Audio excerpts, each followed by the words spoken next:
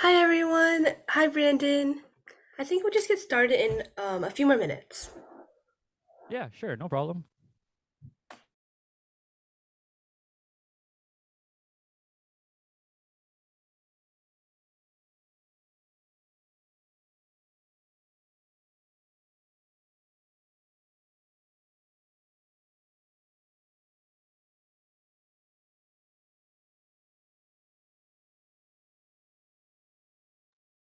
Can you hear me okay? Yep. Cool.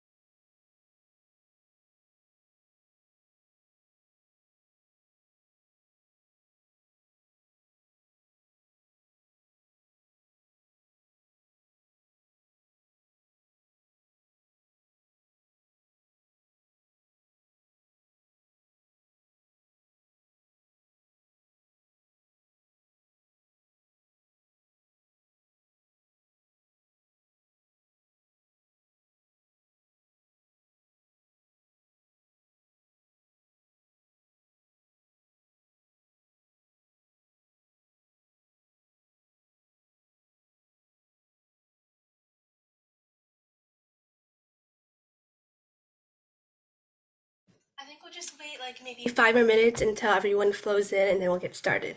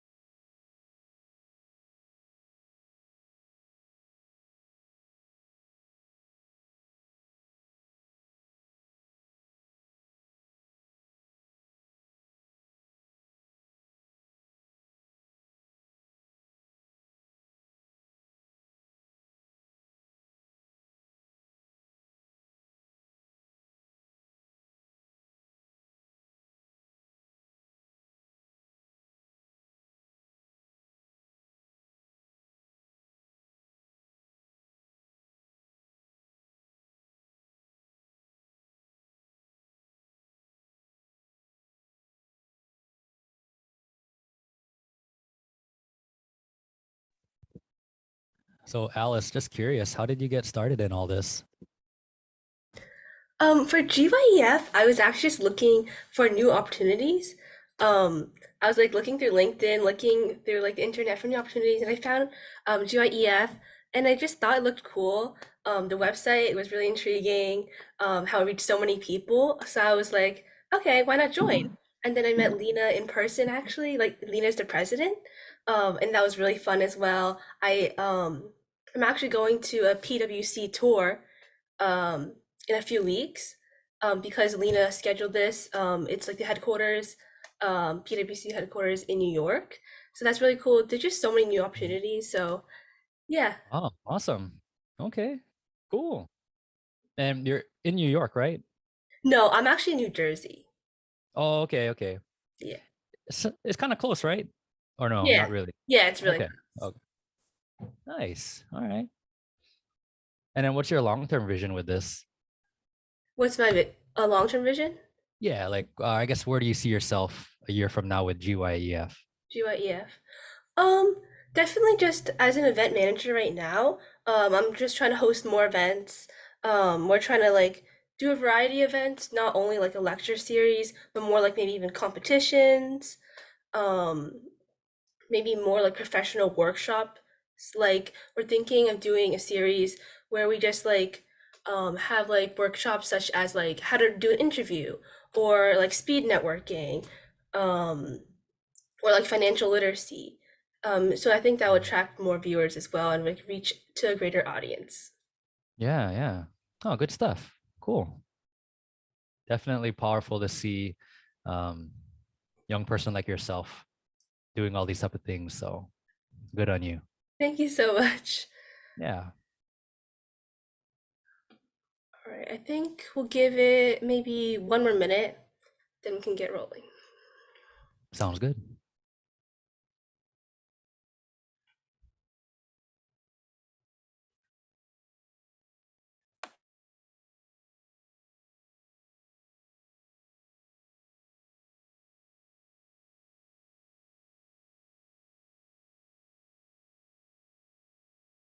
Oh, and real quick, could you let me or allow me to share screen?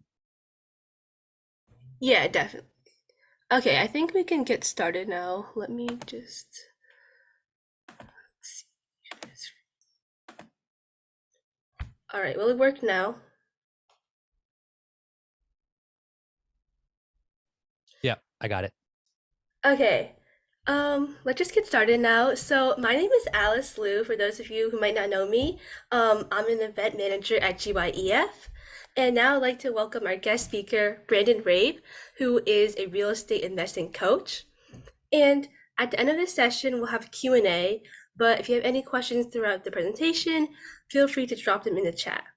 So without further ado, let's give a warm welcome to Brandon.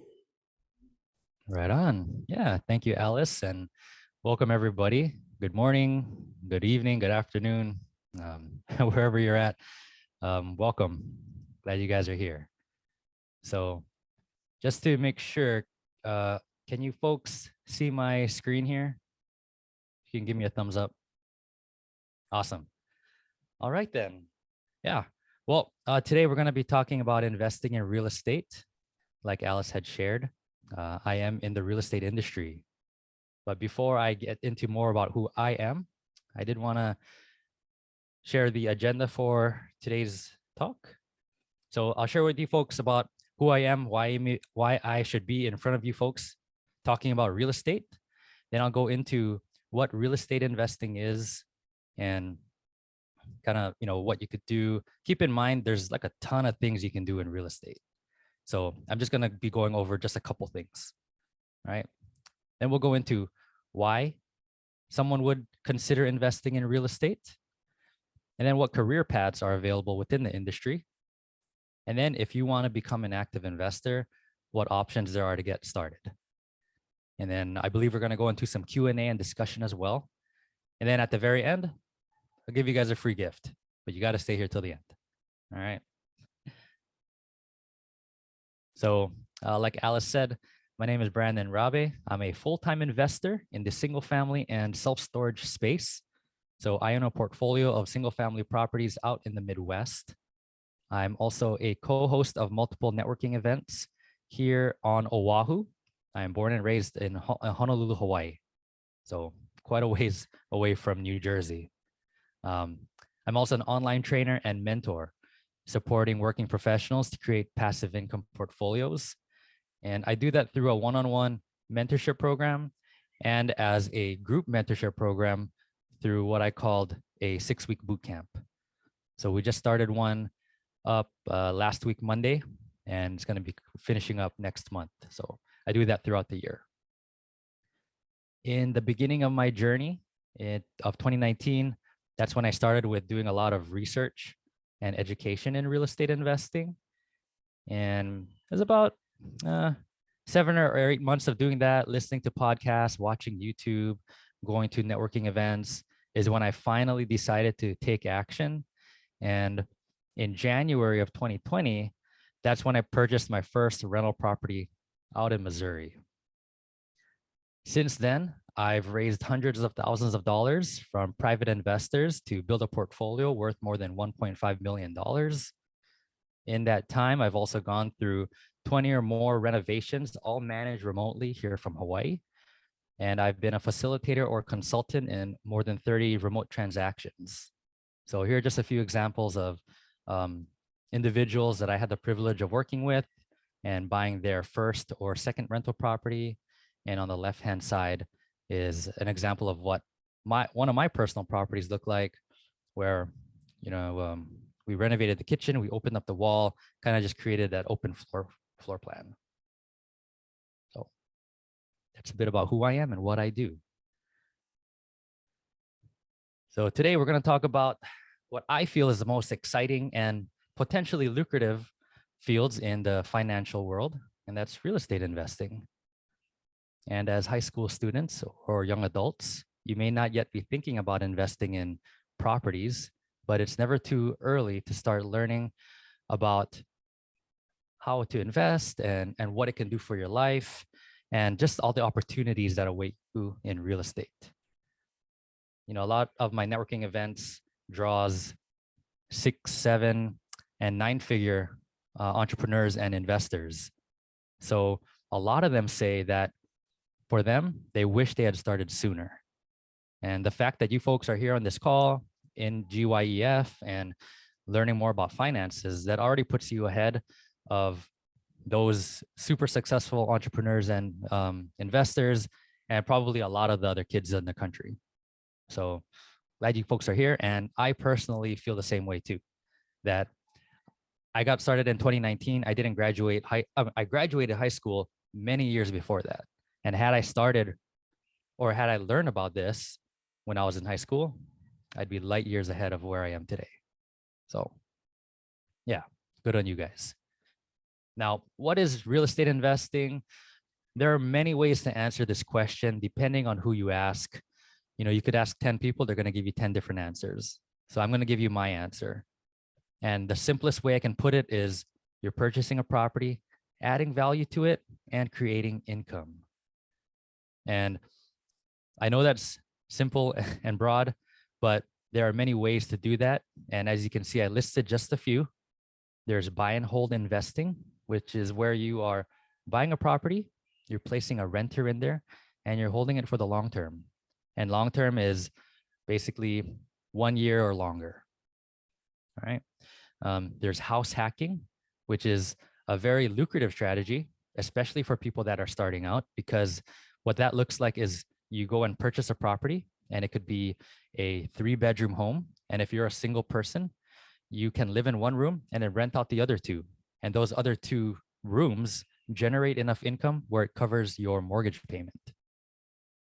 Same can be said if you purchased a duplex or a triplex, where you and your family live on one unit, and then the other 2 units you rent out to other families, and those families pay your mortgage payment, right? So that's house hacking.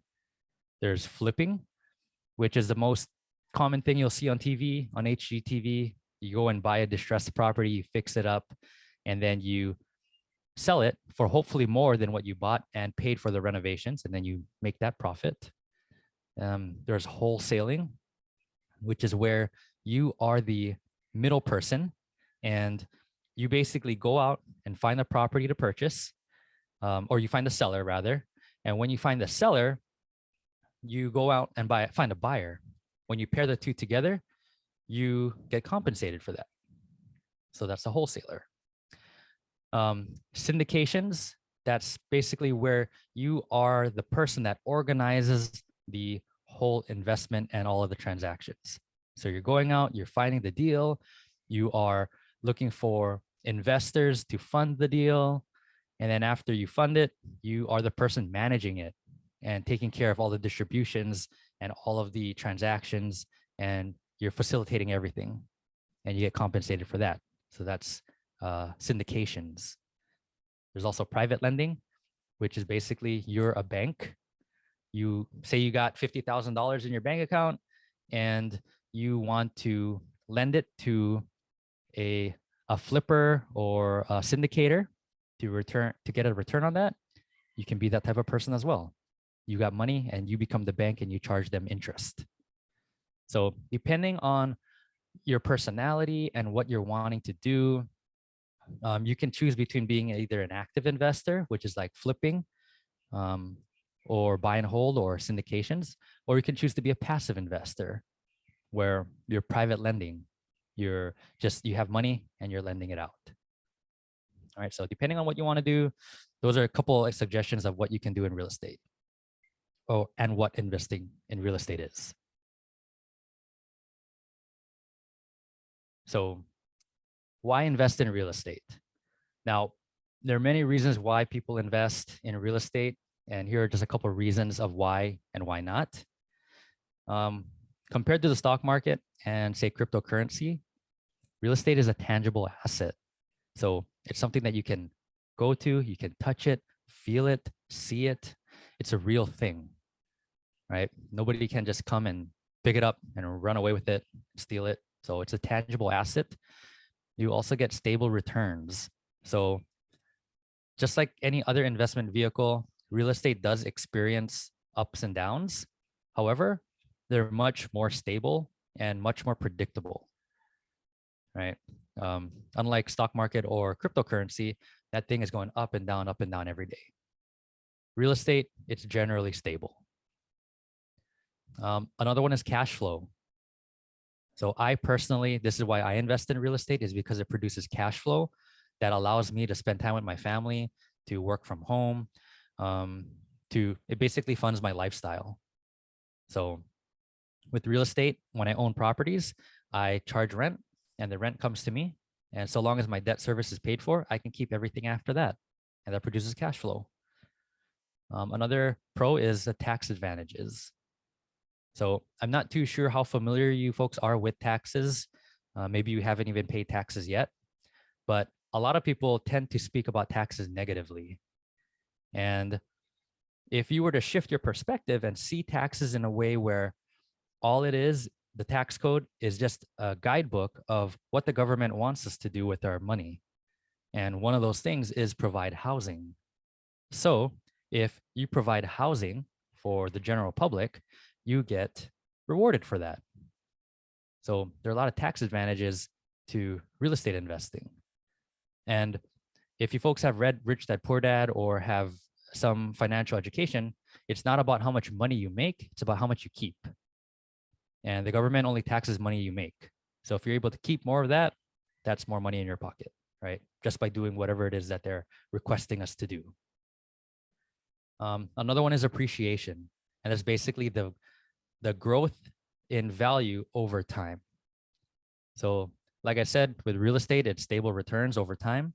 Same with values. Values tend to grow over time in real estate, especially if you are in a market that has high appreciation, like here in Honolulu. Pre-pandemic, average price of a single family home was around $700,000, right? 700,000 to 800,000. Now that we are in 2023, 3 years after 2020, values have gone up about $200,000, if not more. And that's just by owning a property, right? In the right market. And $200,000, I mean, you can make that, or some people don't even make that in a couple of years of working at their job. So that's one of the pros to owning real estate, is appreciation. And then another one, which is not the last one, but it is a big one, and that's leverage. So if I wanted to buy, say, $100,000 worth of Apple stock, I would need $100,000 in cash in my bank. If I want to buy $100,000 asset or piece of property, I don't need $100,000. All I really need is maybe 10 or 20% of that, which is 10 to 20,000. I take that money, go to a bank lends me the remaining balance, and I get to own that $100,000 asset 100%, all in my name. And all it took was $10,000 or $20,000. All right, so those are some pros to investing in real estate. Now, some cons, some drawbacks is when you park your money, your capital is illiquid, meaning if I put that 10 to 20% into a property and my car breaks down or some type of emergency happens and I need that money back, I can't easily get it. You know, I can get it if I sell the property or if I refinance, but even doing those things, I'm probably looking at around 30 to 40 days just to get that money back out. Another one is maintenance and repairs. So as a property owner with renters in your property, you get to upkeep the property. So if a tenant calls and the light bulbs need to be changed or there's a kitchen faucet leaking, I get to go in and pay for those repairs. And usually it's small things like that, but sometimes it's big things like a sewer pipe collapsing or an air conditioning system breaking down. And now it's, you know, 5, 10, if not $15,000 out of my pocket that I get to pay. So just be mindful of maintenance repairs. Another one is that real estate is slow and steady. You're running a marathon, not a sprint. So although there are people in real estate that you might see on social media that are just killing it, you know, they made a lot of money in a short amount of time. That is possible, but majority of investors built their wealth and their empire over time, right? That's one of the principles, like I said, stable returns. In real estate, you're slowly building up your empire, your castle, one brick at a time. So it's slow and steady. Another one is values can decline. So I know I said appreciation is a pro, but the reality is, just like with any other investment vehicle, values can decline. And although it does decline in real estate, in the long term, it does go up. So in Hawaii during pandemic, it happened to appreciate a lot. In other markets, it either stayed stable or it declined because industries in that market, you know, people either moved out of there or companies moved out that lowered the population. So values declined. And then same with rental income. If you're investing in the market where people are moving out of because of politics or jobs or the economy, there's not going to be demand for people to live there. And when there's not enough demand, rental income goes down. So just be aware, there are pros and cons to investing in real estate. Just depends on your risk tolerance and what your goals are. Okay. So up to this point, you know, I've spoken a lot about what it's like to be a real estate investor, just because that's who I am and what I do. But say you're not interested in being an investor. You're not interested in owning property, managing it, you know, doing all of the stuff that I do. Here's a suggestion of some other things that you could do within the real estate industry. So you could be a real estate broker, which is an agent or a realtor. And I'm sure this is the most common thing that people know about. You know, you see them on TV or you see their ads on YouTube or in podcasts. And that's basically helping buyers or helping sellers, and you're facilitating those transactions. So you could be that. You can be an appraiser, which is somebody who goes out to properties, determines value of the properties based on the condition or comparable properties in the area, that subject property. You could be a property manager, which is somebody who answers those phone calls from tenants, who schedules vendors, who manages renovations, who collects rent for the owners. You could be somebody like that. Or you could be a lender, which is basically a loan officer.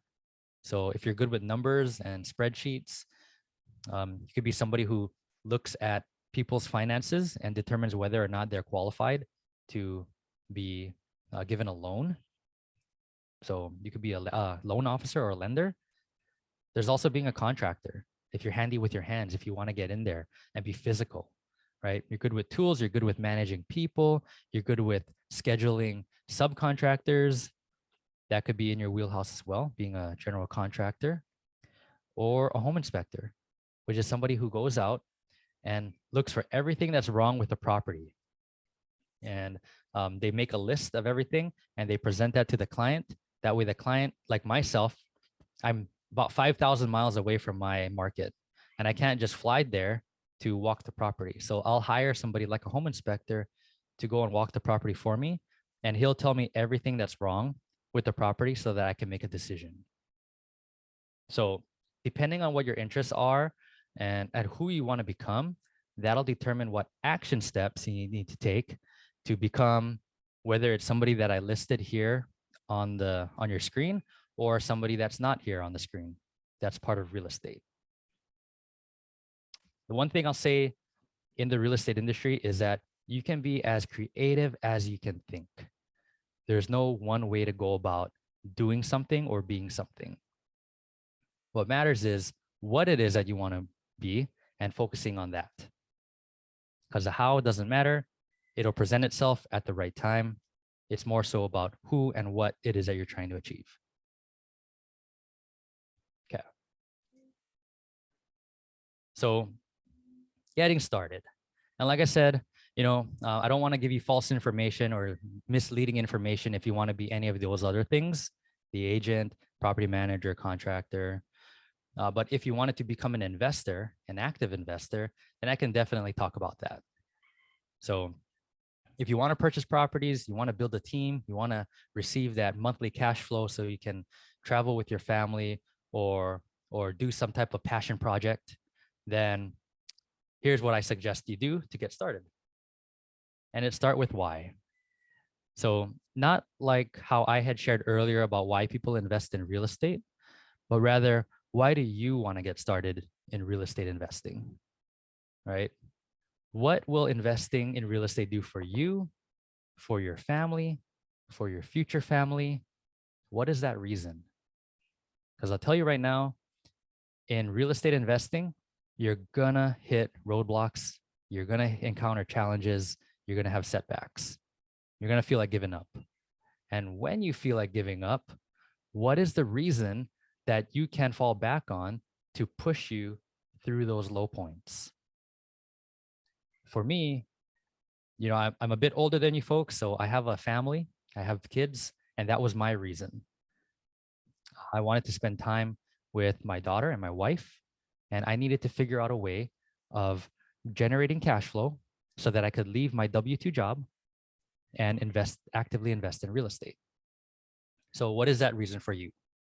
And as powerful as that reason was for me, that still wasn't enough to keep me moving forward. And my suggestion to you folks is whatever comes to mind as to why you want to get started in investing, take it 7 levels deeper. Ask yourself, why is that reason important? As a quick example, right? I shared with you that I wanted to spend more time with my family. That was my initial why.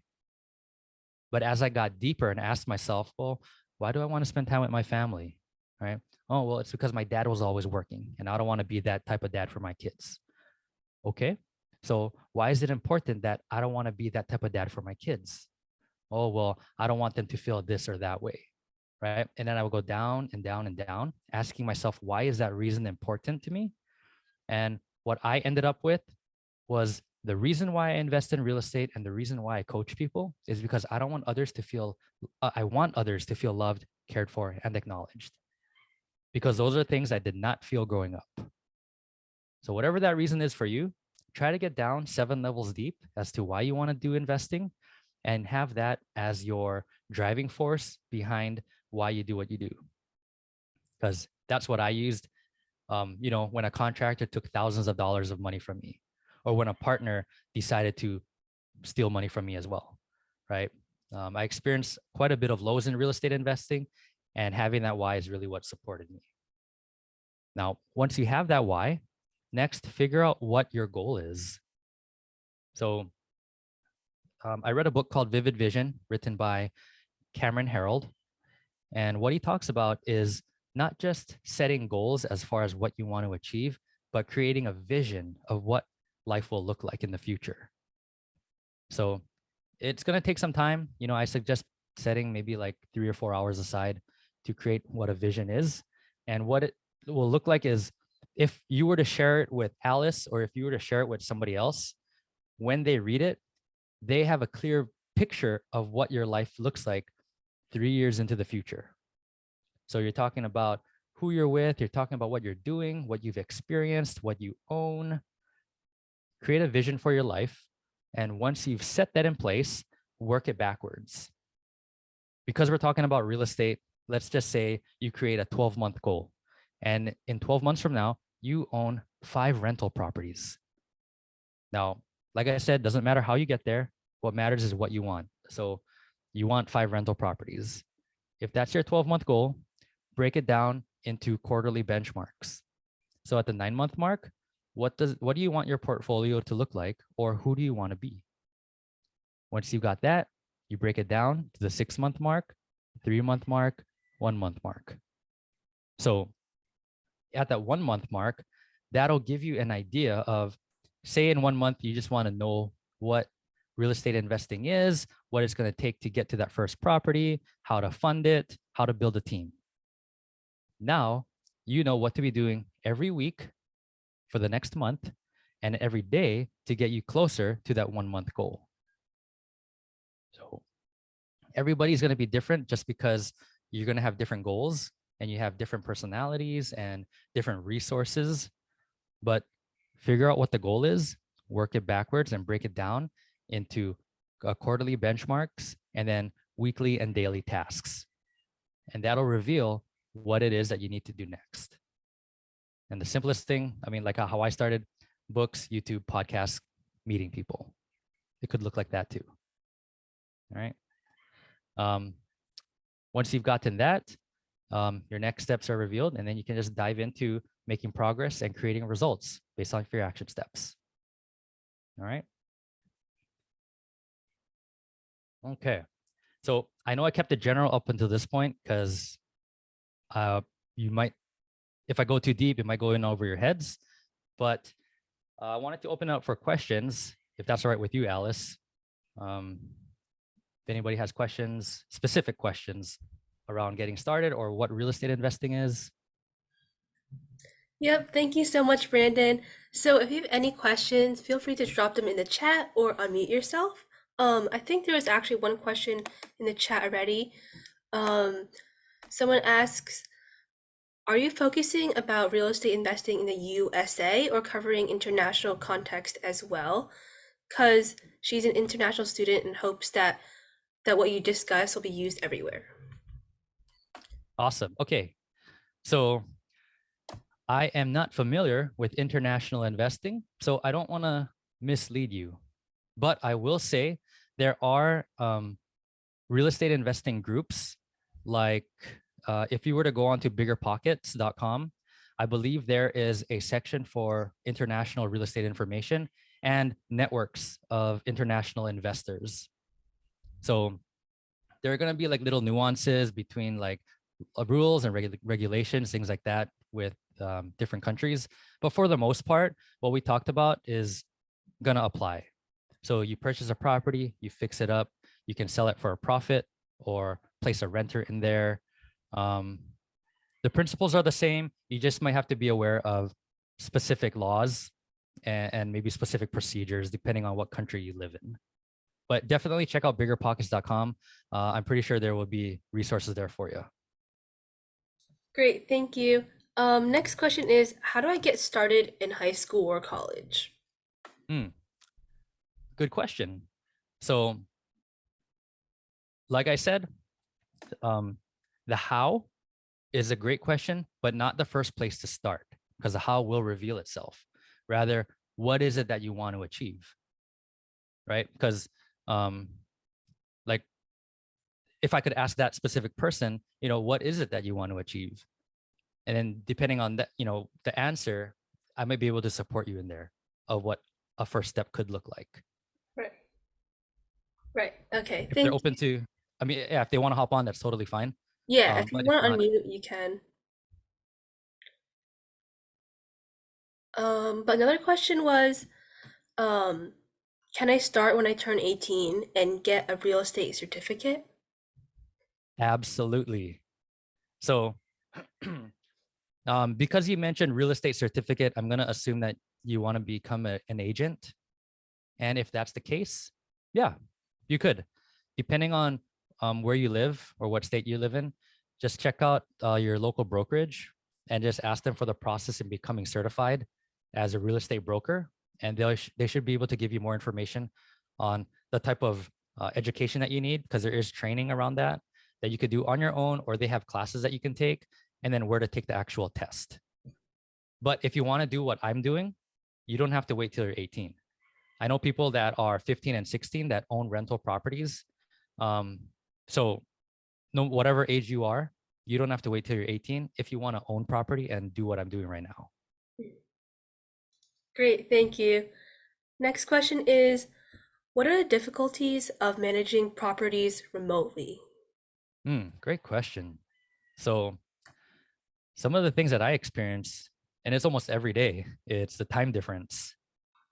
The market that I invest in is 5 hours ahead of me right now. So if I want to talk to a real estate agent or call a bank and they open at 9 in the morning, I need to be awake at 4 in the morning just so that I can catch them when they open. Right. So time difference definitely is a challenge for me. Being okay with not seeing the property, I would say, is another thing that I have to overcome, or most investors need to overcome. Building trust with a team member. So with an agent, if he's going to go out there and video record a property for me that I want to purchase, I have to trust that he's catching most of the deficiencies so that I can formulate an offer and submit that over, and I'm not losing money. Right. If I could just sum it up, it's just trust. Because it's difficult to build trust in another market, especially when you haven't met them in person. But once you do that, then everything else gets a bit more easier to manage. So time difference and trust, I would say, are the biggest challenges for me. Great, thank you. Next question is, do you need a lot of money to start, or can we get started with zero money? And if we don't have any money, how can we do it? That's a great question too. Okay, so I'll say you specifically don't need money, but there has to be money involved at some point.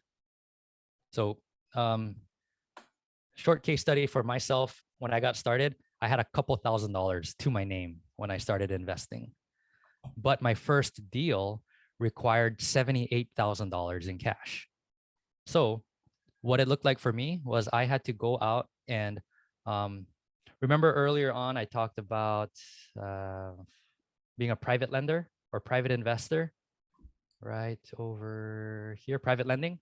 So I went out and I spoke to over 40 people who would be interested in privately lending to me to fund my property. So by doing that, it was super uncomfortable, right? Almost all of them told me no, except for one person, and that was the last person to tell me. But it was just super uncomfortable. I had to go out and network, and I raised the money to go out and purchase that property. And after all is said and done, I actually got paid a couple $1,000s to own that property, which I don't mind sharing with you how it worked out. I just don't want it to be over your heads or anything. So, I mean, Alice, you can let me know if you want me to go into that. But yeah, basically, I started with no money out of my own pocket. And that's because I leveraged private investors. So if you're in a position where you don't have a lot of cash, you definitely can. Just know that there is money involved in the transaction. It just doesn't have to come from you. Wow, that's interesting. Yeah. Mhm. Okay, someone else asks, how do you get started with commercial properties like apartment buildings? Okay. It's very similar. So, if I were to go here, right? Start with your why, and then what's your goal? So your goal is an apartment building.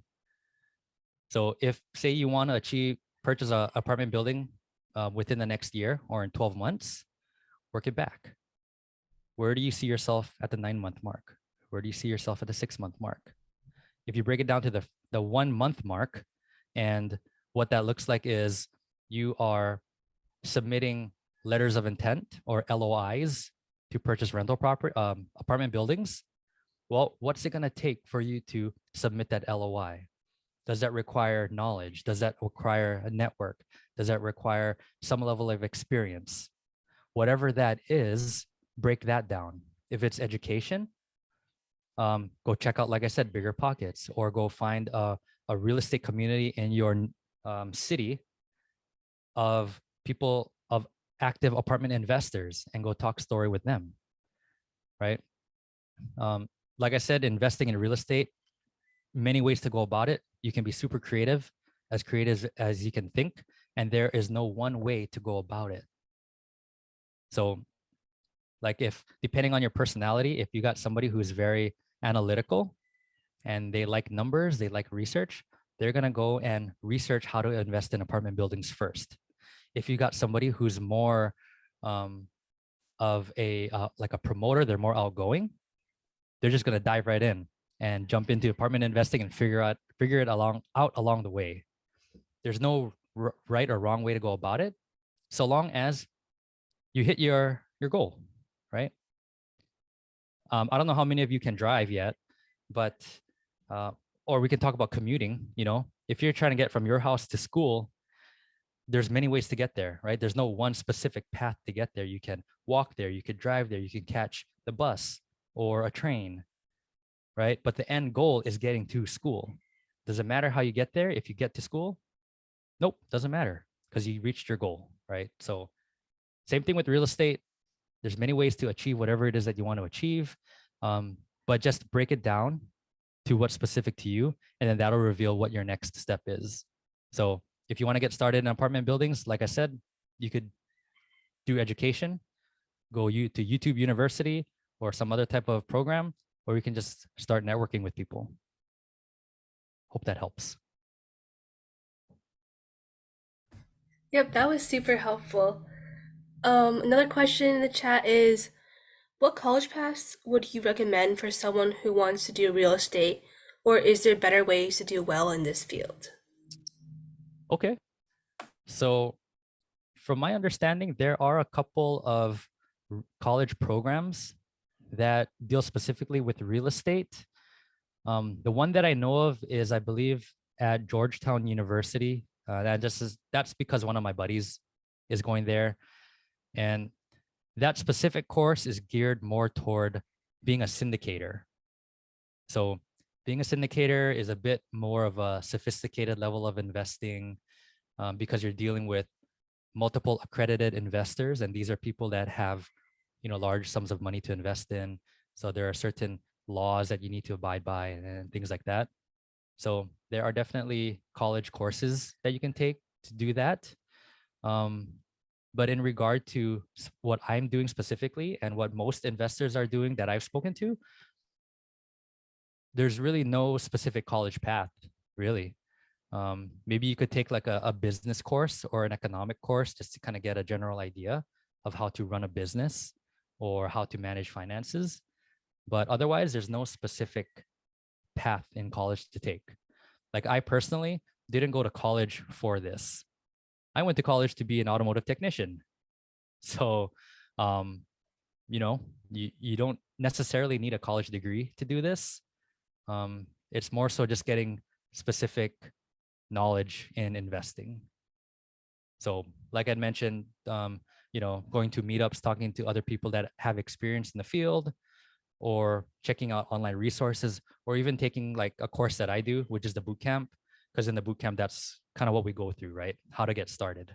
And you don't need a college degree for that. Yeah, definitely. Another person asks, as a high schooler with not a lot of resources, how would you recommend expanding or reaching a greater audience? Okay. So the first rule in entrepreneurship, which is basically what a real estate investor is leveraging the resources that you have. So you mentioned you don't have a lot of resources, and that sounds like you got something. So whatever it is, work with it, right? What separates a successful investor from an investor who doesn't reach a whole ton of success is their ability to be resourceful. Because there's never a lack of resources, it's only a lack of resourcefulness. So what are your resources? Is it capital? Is it network? Um, is it time? Is it ability to learn a skill? What is that resource? And what was the second part, Alice? How would you expand your reach or something? How would you reach a greater audience? Yeah, how do you be able to expand and reach a greater audience? Like, how do you recommend? Um, well, what comes to mind is leveraging social media. You know, that'd be the easiest thing to do. Post on social media, let people know what you're doing. Let people know that, hey, my name is Brandon. I've I've been doing this up until this time, and now I'm looking to start investing in real estate. I'm excited about this new journey in my life, and if you are interested to learn more, come join with me. Otherwise, I just ask for your support. Will you support me? And then allow people to come to you. So that would be one way. Another thing could be just holding a meetup, holding a networking event. That's one of the things that I did when I got started was there were networking events in my area, but because of my W-2 job, it wouldn't allow me to be there. So instead, what I did, I just held my own meetup. And sure, in the beginning, like 2 people showed up, um, which was okay, at least one person, at least people were there. But over the years, now 40, 50, 60 people are showing up to my meetups, right? And it took some time and persistence. But now, if you were to connect with somebody here on Oahu, chances are they know who I am or that we've met at some point. And it just starts with being resourceful, using what's available to you right now. Yep, definitely. Next question is, are there any internships you recommend for high school students that are interested in real estate? So, not that I don't know of any internships specifically. Well, I guess if we're defining internship, um, or what would be the best way that we could define internship? Like working under somebody for free, maybe, or I think um, either. I know there are a lot of like unpaid internships high schools can take, or like even paid ones, but those are harder to reach, and some of them are like selective. okay. So there's a lot of stuff that you could find online, like courses that you can take that are relatively cheap, maybe under $100 or maybe a couple $100. As far as things getting for free, um, well, first I would say there's nothing for free, right? There's always going to be some type of exchange of energy, whether it's finances or it could be a skill set or it could be time. So just like how I answered somebody else is, if you're interested in real estate, try to find other people that are doing what it is that you want to do. So um, going out to a networking event or going to an online platform and seeing who's in your area that is doing what you want to do, whether it's flipping, wholesaling, buy and hold, find those people and then connect with them and see what type of value can you add to them, right? If it's somebody who's successful in your area, but they're super busy, they can't keep track of a spreadsheet or they can't keep track of projects, but you happen to be good with working Excel, or you just have a lot of time that you're willing to learn something new, that's one way to provide value to them. And in exchange, they might be willing to teach you whatever it is that they're doing, right? So um, that could be one way. And that's actually a common way of how people get started in investing is they connect with somebody locally and they find ways to add value to that person so that that person is willing to come and support them. Like if somebody were to approach me right now and said, hey, Brandon, I want to pick your brain on something, I'm less likely to meet with them because all they want to do is ask me questions and pick my brain when I have to spend my time working on something else, like creating a presentation or managing my portfolio or speaking with a client. So compared to somebody who says, hey, Brandon, I noticed that you're going to be presenting at GYF next week. And I know you got your boot camp going on and you got a lot of things going on. If there's any way that I can support you, I'm really good with creating presentations or whatever it is. Let me know how I can support you. I'm more than happy to be like, yeah, sure. If you help me with this, let me know. I'll walk you through one of my deals or I'll teach you this or that. So as far as internship goes, find somebody that's doing what you want to do and see how you can provide value to them. That's if you don't want to pay anything. But if you want to pay something, then, you know, um, I wouldn't recommend anything online just because I don't know of a whole lot online, but I know that they're out there. So just do your due diligence. Trust but verify. Yep. I definitely know like a lot of internships like may not be that available, but maybe you could like even just like cold email someone or a professor, and that might work as well. I know one of my friends did that before. Yeah. Yeah. So next question is, would you be able to repeat the resources you mentioned to learn more about international investing, or maybe drop them in the chat? Oh, sure. Yeah, it's called Bigger Pockets, biggerpockets.com. So, oh shucks, you can't even click that, huh? Well, they're US based, but they should have resources for international investing because I know there are international investors on that platform. Right, okay, yeah. So he dropped in the chat, so feel free to look at that. Um, Another question is, what do you think are the most important factors to consider when choosing a real estate investment opportunity? Hmm. Okay, there's so you've created your goals, and let's say it's cash flow. That could be one thing that you're prioritizing. So how much is it cash flowing? Is it cash flowing $100, a couple $100? Um, that could be one. If your goal is gaining equity or basically building your net worth, cash flow therefore is not going to be as important. So um, are you building equity in that? That could be another thing that you're looking for. How much value of how much value is in that property that is yours, right? So you could be looking at that. Um, you could also be considering the amount of repairs that need to be done or capital expenditures. That's going to be like your big ticket items: roof, plumbing, electrical, HVAC, foundation. So how much of that needs to be taken care of right now, or can I defer that into the future and allow the tenant to pay that when that time comes? um, yeah, those are some of the things that come to my mind, right? Depending on what your goals are, that's going to be what you prioritize. Yep, definitely. Someone else asks, what are some common mistakes that you see new real estate investors make, and how would you be able to avoid them? Ooh, yeah. So a big one is not verifying information. So I mentioned it earlier, trust but verify. And that's super crucial in real estate investing.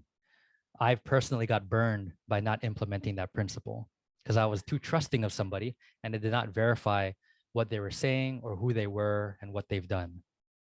So whether it's verifying a market that you're going to invest in, or verifying a property that you're purchasing, or verifying a team member that you're going to work with. Too many investors are just overly trusting that they don't do any type of due diligence, and that's how they get burned. Um, and it doesn't happen just in actively investing; it also happens in passively investing too. So, like in my story about how people lend to me privately, if they didn't verify who I was and what I do and what I'm trying, like everything about me, I could easily take their $78,000, hop on a plane, and fly to the mainland, and they'll never see it again. So I would say no matter what you do, even if you don't choose to do real estate, trust but verify. Make sure you know what you're doing and you've spoken to enough people to get enough information so that you can make a informed decision around what you're going to do. Yep, thank you. Another question is, how do you approach negotiating deals in the real estate industry? Okay. So If you are purchasing property on the market, meaning like mainstream, you've seen Zillow, Trulia, Redfin, those are all websites that post listings. If you're purchasing properties from there, most likely you will be working with a real estate agent. And part of the real estate agent's responsibilities is to negotiate for you. So as the investor, I don't necessarily need to be concerned about how I'm going to negotiate with the seller because the agent is going to do it for me. Now, I do transactions that are off market, which is basically direct to seller. And in those instances, that's when I'm going to have to implement negotiating. So a really simple way to approach negotiations is being curious. And what I mean by that is instead of making statements to the seller, I'm asking questions, right? How long have you owned the property? What are some things you don't like about this property? What are some challenges? What do you like about this property? Why are you selling it? And as I gather more information, I'm gathering ammunition, air quotes, to then bring up later on in the conversation when they try to lowball my offer or counter my offer, right? If a property is worth 100,000 and they're trying to sell it for 120, and they say, nope, nope, I'm firm at 120,000. I can say, well, Mr. Seller, I mean, if I could be honest with you, earlier you just told me that the tenant in there is complaining every month and it's costing you a couple $100 every month to own this property. So how much is that really worth to you if I were to take that off your hands, right? And then they come up on with their own conclusion, like, oh yeah, maybe 120, that's a little bit too much. Okay, how about 110, right? And then I can bring up, oh, okay, well, you also said this. So I'm asking questions up front to gather more information, and I do that by being curious. And a good book on that is called Never Split the Difference by Chris Voss. I can give you guys a link to that too. Yep, that would be great. Another question is, if I wanted to own property for rentals, do I need certain qualifications besides financials, such as a certificate? No. Simple answer is no. Like I said, house hacking, right, is one way to get started in investing. And that's where you own a property and you basically rent out the other rooms or you rent out the other units and they pay for your mortgage. You don't need a certification for that. You can be as young as 16, like I said, right? Of somebody that I know who owns rental property. So yeah, you don't need a certification. Great, and this ties into the next question, which asks, how can you have a rental property or income before 18? So I am not a legal person. I'm not specialized in laws or anything like that. So I'll put that disclaimer out. Talk to your specific legal professional and get specified information. But one way to go about that is by owning it in an LLC, in an entity, right? You can open up an LLC. You own a rental property. You place the ownership in that LLC. Now you own a rental property. You could partner with a parent, be the co-owner. You'll be on title for that property. That's another way, right? And I'm sure there are other ways that I can't think of right now because I'm drawing a blank. But yeah, if you want to do the LLC route, talk to an attorney about setting that up and get specified information around that. Or you can have a partner, whether it's your parent or even a friend, right? And you can own it that way. Okay, great. Another question is, when did you start to see the distinguishable financial growth in your investments? I apologize. Could you read that one more time? Yeah, so when did you start to see like a distinguishable financial growth in your investments? Oh, got it. Okay. About probably about the 1 year to 1.5 year mark. And a lot of that was due to the amount of energy and effort I was putting into my investments. So when I got started, I said my first property was 2020, January 2020. Shortly after that, COVID happened. And I thought the world was falling apart. I was regretting getting into real estate investing. And I basically went through 8 months of not doing anything. So didn't grow. But then come around the end of the year, right? The last quarter, September, October, November, I ended up purchasing 3 more properties in that short amount of time.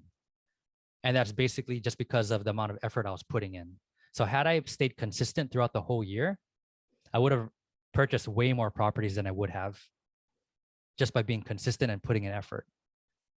But because I started putting in more effort in that 1 to 1.5 year mark, that's when I started experiencing all that growth. Yep, that sounds great. Agastya, this call will be recorded, so we'll post this on Classroom after it ends, so don't worry if you have to leave. All right, another question is, how do you identify and evaluate potential partners for real estate investment deals? Oh, okay, yeah. So it's like getting married, basically. And I'm sure you guys aren't familiar with that. But when you think of marriage, it's for the long term. So before you get married, you don't typically just date somebody for a week or a month. It happens over time. So that's what I do when I'm identifying potential partners is I'm building relationship over some time.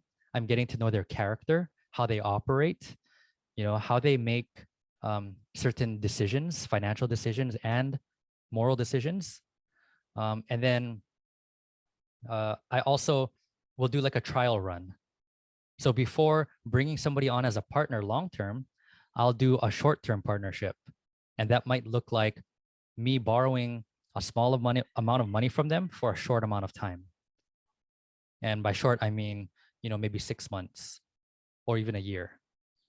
So I'll borrow that money. We'll have that transaction. We'll see how we operate within that time frame. And if it's a good fit, we'll move on to doing something bigger. But if it's not a good fit, we'll either keep it to where it's at or we'll part ways. So um, money aside, I'm prioritizing their character and how ethical they are, how moral they are, right? Because money, you can make that back. Relationships, all that other stuff, that's more important to me. Yep, definitely. I know this meeting is running a bit long, so are you available to answer a few more questions? Yeah, Or, sure. Yeah, yeah, okay, yeah. Yeah. got it. So next question is, how do you assess the potential for growth in a specific real estate market or area? Cool. That's a good question. And it's an important topic, market research, and it's also a very dull topic, which is another thing that I see a lot of new investors overlook. So what I'm looking for, um, well, let me start by saying this. It depends on what your goals are, what you're looking to get out of investing, right? So for me, I'm looking for cash flow. I want to be able to have residual income every month to support my lifestyle. So I'm looking for markets that have population growth, that have job growth, there's rent growth, there is a good number of um, what is that called? Different industries in the market. There's not just like 2 or 3 major industries. There's a good handful. It's a good mix, right? So once I've created that criteria of what makes up a great market, I then take that criteria and put it up against some popular markets that I might find online to see which one is a good fit. So I say it depends because for your case, you might be looking for more appreciation. And if you're looking for more appreciation, you're probably not going to want to invest in the market that I invest in. So build out that criteria of what makes a great investment market and then put it up against however many markets you need to identify which one is going to be a good fit for you. Yep, sounds good. Another question is, how do you stay on top of market trends and changes in the real estate industry? Cool. So the most tactical way I could answer that is being active. So every day I'm analyzing deals in my market. And by doing that, I have a good read on the direction that the market is going, whether it's going up or down or staying stagnant, right? So I'm doing that by just being plugged in the market actively. I'm in Facebook groups that are investing in my market, and I'm hearing what they're talking about. I don't necessarily pay attention to the news or any of those kind of analytical stuff, even though I am an analytical person. But the reason why is just because I'm not in control of that kind of stuff, right? So I focus on what I can control. I'm in control of analyzing deals. I'm in control of how I run my numbers, right? I'm in control of who I network with and who I talk to and who I'm allowing into my space. So um, those are some ways that I stay on top of the market, just by being active in it and being so in tune with what's going on that I can make a decision based off of little changes and little tweaks that are going on. So yeah. Yep.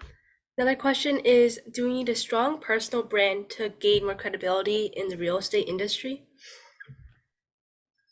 Mm, no, not necessarily. I wouldn't consider myself having a strong personal brand, although I do have a pretty large network. Um, I didn't always have a strong network. You know, we all start someplace, and it's just about sharing with people what you're doing. Like I had said, right? Just let people know on social media, hey, you know, this is who I am. This is what I'm doing now. This is what I'm working toward. Will you support me? And if they're in that, if they're supportive of you, or if they're in that, you know, same frequency as you, they're going to support you, and then you'll naturally grow a following. You know, I'd rather have 1,000 followers of people that I know than 10,000 followers of bots, you know, of people who don't engage or who aren't able to support me anyway. If I were to post on social media that, hey, I got a deal that I'm working on. I'm looking for some private investors who wants to jump in, right? I'm going to get a better response from those 1,000 people than I am from the 10,000. So you don't need a strong personal brand. Yep. One other question. This is, I think, about Rich Dad Poor Dad. Somebody asks, what are your thoughts on Robert Kiyosaki?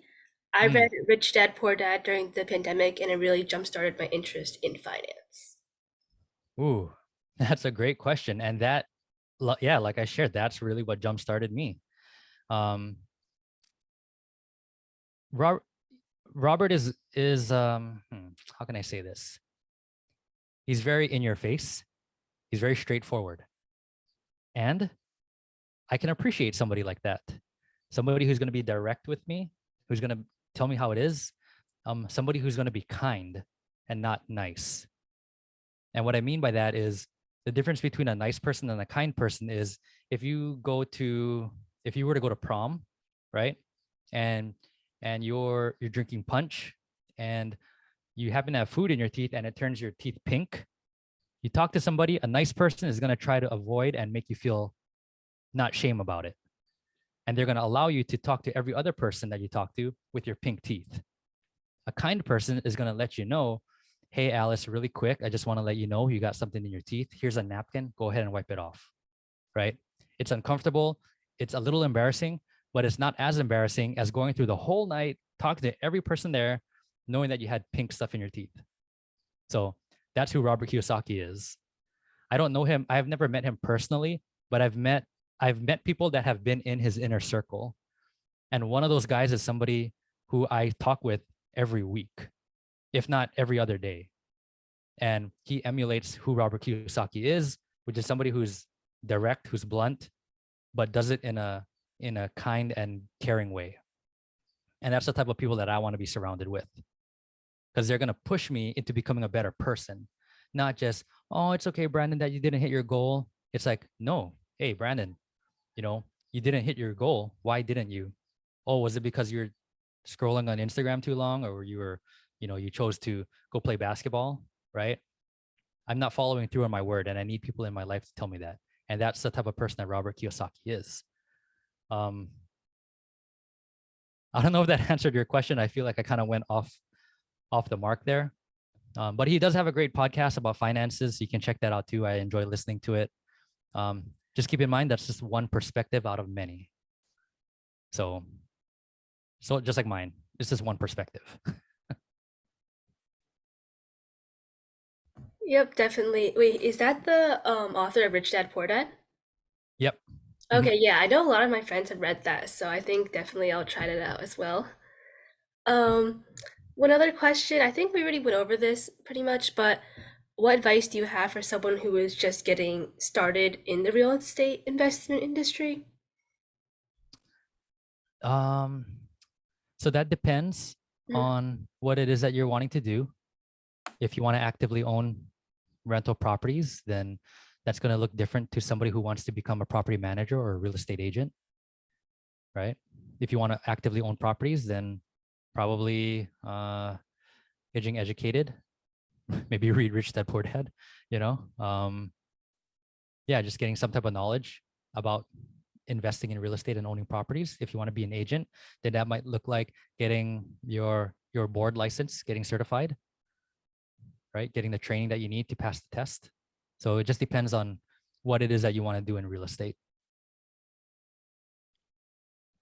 Yep, definitely. And then one other question asks about networking. So, how do you maximize the value of networking?